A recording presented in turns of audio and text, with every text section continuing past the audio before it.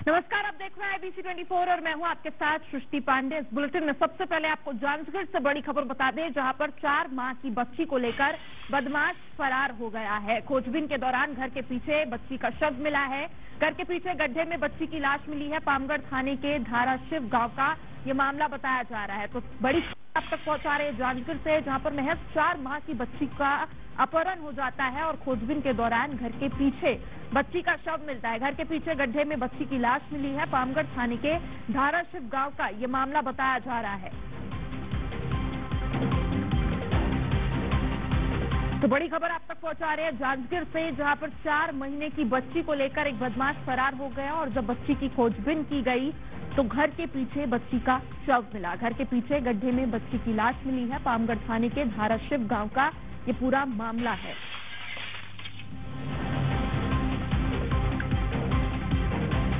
तो बड़ी खबर आप तक पहुंचा रहे हैं जांजगीर से, जहां पर 4 माह की बच्ची को लेकर बदमाश फरार हो गया और ज्यादा जानकारी के साथ हमारे सहयोगी राजकुमार हमारे साथ जुड़ गए हैं। राजकुमार, बताइए क्या ये पूरा मामला है और किस तरीके से ये पूरी घटना सामने आई है? अब तक क्या जानकारी है इस पूरे मामले को लेकर? देखिए, जो पूरी जो घटना है वो पामगढ़ थाना क्षेत्र के धाराशिव की है। यहाँ पर 4 माह की जो मानवी है वो अचानक लापता हुई कि वो अपनी माँ के साथ गोद में ही सोई हुई थी, लेकिन माँ की तबीयत खराब होने की वजह से वो उसने दवा खाई थी और इस दौरान माँ के गोद से ही बच्ची गायब हुई थी। और इसके बाद करीब दोपहर 2 बजे का मामला है। फिर परिजन ने पुलिस को सूचना दी, जिसके बाद पुलिस मौके पर पहुंची है। अभी हम मौके पर ही हैं। बच्ची का जो घर के पीछे ही शव मिला है और आपको तस्वीर दिखाएंगे कि पीछे जो पामगढ़ की पुलिस है वो तैनात है और जो उच्च अधिकारी वो मौके पर है। और इस ओर की तस्वीर आपको दिखाएंगे, यहाँ पर जो पुलिस है उसके अलावा जो स्थानीय लोग हैं वो भी तैनात है। जिस तरह से घटना हुई है उसके बाद निश्चित तौर पर अभी सवाल है कि आखिर ये जो जघन्य जो हत्या की वारदात है उसे किस व्यक्ति ने अंजाम दिया है, क्योंकि जिस तरह से ये मासूम बच्ची है मानवी जो 4 माह की है और अचानक अपनी जो माँ की गोद से ये लापता हुई थी और उसके बाद घर के पीछे ही जो छोटा गड्ढा है उसमें मानवी की जो है वो डेड बॉडी मिली है। और ये काफी गंभीर मामला है, क्योंकि जिस तरह से ये जो बच्ची है उसकी उम्र महज 4 माह की है। और जिस तरह से हमारी IBC 24 ने जब जो बच्ची की माँ है पूनम से बात की तो पूनम गोस्वामी का कहना था कि वो तबीयत खराब होने की वजह से घर पर सोई थी और बगल में उसकी जो एक और बच्ची है वो भी सोई थी और साथ ही साथ ये जो 4 माह की मानवी है वो भी थी। और इस दौरान उसे कौन व्यक्ति आया जो उसे उठाकर ले गया ये पता ही नहीं चला।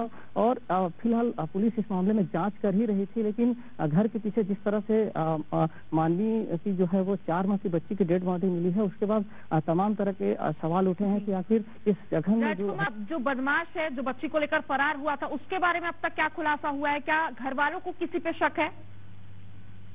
देखिए, जब हमने बात की जो बच्ची की माँ पूनम और उसकी जो नानी है जसू, उनका कहना है कि उनकी किसी से कोई दुश्मनी नहीं है और वो अभी फिलहाल कुछ बताने की स्थिति में नहीं है। और वो उनका कहना है कि उनको किसी पे संदेह नहीं है। लेकिन जैसी ही सूचना मिली उसके बाद से जो मौके पर पामगढ़ की पुलिस और जो उच्च अधिकारी वो पहुंचे हैं, साथ ही साथ जो साइबर की टीम है वो CCTV खंगाल रही है। लेकिन इस जांच के बीच में जिस तरह से बच्ची की जो है वो डेड बॉडी मिली है वो निश्चित तौर पर उस पर एक बड़ा सवाल है कि आखिर बदमाश ने किस तरह से इस घटना को अंजाम दिया। फिलहाल अब पोस्टमार्टम जब बच्ची के शव का होगा तो उसके बाद पता चला कि आखिर ये जो हत्या की वारदात है वो किस तरह से की होगी। मैं आपको फिर एक बार तस्वीरें दिखाऊंगी, क्योंकि IBC 24 की टीम मौके पे है। देखिए, ये जो गड्ढा है यही जो गड्ढा है जहाँ पर ये जो 4 माह की जो मानवी बच्ची है उसका शव मिला। और बगल की तस्वीर दिखाएंगे, यहाँ पर जो पामगढ़ पुलिस है और मौके पर जो SDOP है वो भी मौके पर है। और जिस तरह से ये पूरी घटना हुई है उसके बाद से हर किसी का दिल दहल गया है, क्योंकि पूरे गांव के लोग यहाँ पर जुट गए हैं और बड़ी संख्या में लोगों की यहाँ पर भीड़ जुटी हुई है। और कहीं न कहीं हर व्यक्ति ये जानना चाह रहा है कि ये जो मासूम बच्ची है उसने किसका क्या बिगाड़ा था, क्योंकि अभी उस नन्ही जान अभी जो है 4 महीने पहले ही वो इस दुनिया में वो आई थी। और जिस तरह से पूरी घटना को अंजाम दिया गया है उसके बाद निश्चित राजकुमार में पूरा यकीन है जो भी इस घटना का अपराधी है वो बिल्कुल बचेगा नहीं। और फिलहाल आप अभी के लिए बहुत बहुत शुक्रिया तमाम जानकारी के लिए।